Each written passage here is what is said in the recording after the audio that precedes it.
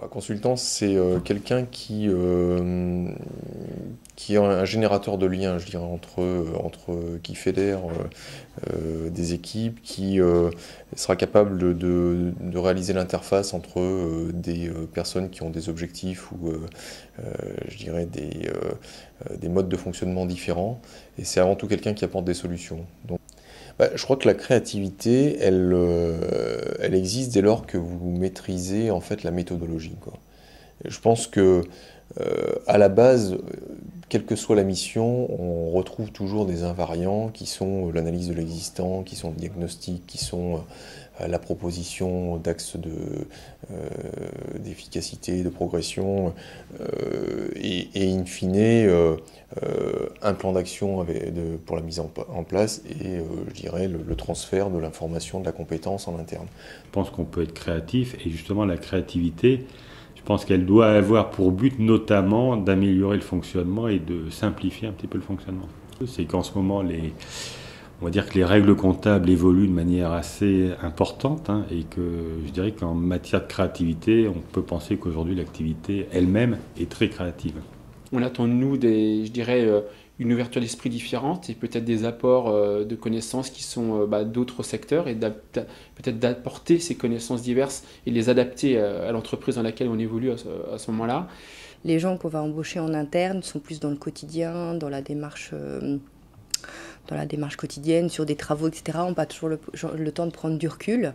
Et donc, ce que le consultant peut apporter, c'est ça, c'est cette capacité un peu critique par rapport à ses connaissances, etc.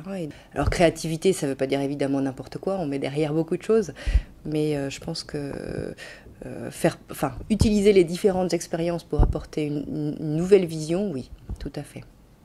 C'est un ensemble d'expériences qu'on apporte, mais également une certaine forme de créativité, avec notamment l'apport d'une solution sur mesure pour le client. Je pense que l'expertise et la créativité, ça peut être d'améliorer, d'avoir des idées sur l'amélioration de process, de façon à gagner en fiabilité.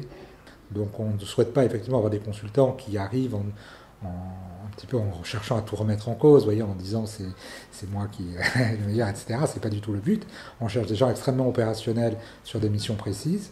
Mais si effectivement dans le cadre des travaux qu'ils sont amenés à faire, ils peuvent avoir des idées d'amélioration, des idées nouvelles ou apporter, comme je dis, de la créativité, c'est tout à fait apprécié.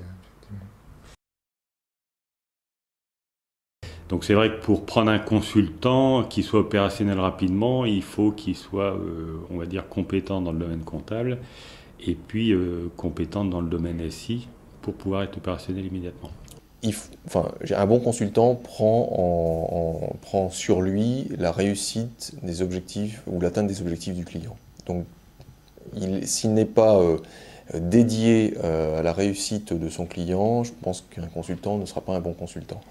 C'est beaucoup ça, c'est méthodologie, formalisme, et puis réactivité, et capacité, dans certains cas également, à donner des solutions qu'ils ont pu voir ailleurs, et donc avoir un petit peu benchmarké, pouvoir orienter certaines approches, et donc nous aider dans l'écriture de nos process, dans notre organisation, etc.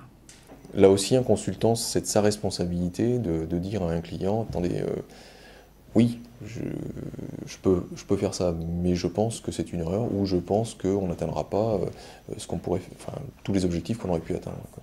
Je suis vraiment responsable parce que je suis le représentant de la société, je suis représentant du SMG. Ça signifie que je dois être autonome, je dois faire bien mon travail et je dois être 100% responsable de ce que je fais. Je me dis que si le client me prend pour une mission, c'est qu'il a pleinement confiance à nous, enfin à moi en tout cas, de faire en sorte que cette confiance soit justifiée. Et ça passe par un engagement total pour le client, quoi. Un consultant, il doit également vous apporter des éléments d'amélioration et également vous dire là où le bas blesse, où ça ne fonctionne pas bien. Et je pense que l'avantage d'un consultant, c'est que son rôle, c'est un petit peu d'insister, de temps en temps un petit peu lourdement, pour que les choses changent. D'une part, effectivement, c'est un nouveau challenge à chaque fois qu'on arrive chez un nouveau client. Donc en l'occurrence, effectivement, il faut se remettre en cause et il faut persévérer, il faut apprendre rapidement la façon de fonctionner du client, mais aussi lui apporter donc toute notre connaissance. Et puis, il y a également l'aspect commercial, où on vend notre image, mais également celle de l'entreprise SMG. On vend un package, je dirais, et c'est une sorte de communication permanente. Bon, c'est plus la capacité, comme je disais, d'être adaptable et puis de bien communiquer, bien sûr, avec le reste de l'équipe. Donc on cherche des personnes ouvertes et qui soient à l'aise, bien sûr, dans leurs relations. On sait au sein de SMG qu'il y a des compétences diverses et variées auxquelles on peut faire appel, pas forcément justement en entrant dans une logique hiérarchique, mais plutôt comme un échange, une mise en commun de pratiques et d'expériences. Il faut pouvoir s'adapter en permanence et donc être toujours l'esprit ouvert pour pouvoir comprendre les autres. Je pense que c'est ce qu'on doit attendre de tous les consultants SMG, c'est-à-dire s'intégrer complètement dans l'équipe, vraiment prendre possession complètement des attentes du client et y répondre au maximum. Et on ne peut pas, je pense, être consultant SMG, en tout cas moi c'est comme ça que je vis la culture SMG, en essayant de garder une certaine distance vis-à-vis du client. Je pense que c'est quelqu'un qui a besoin, par sa fonction, d'aller vers les autres et d'échanger. Donc c'est quelqu'un qui assez rapidement va, je dirais, se déplacer sur ce plateau et nouer des contacts. C'est aussi quelqu'un qui est un fédérateur.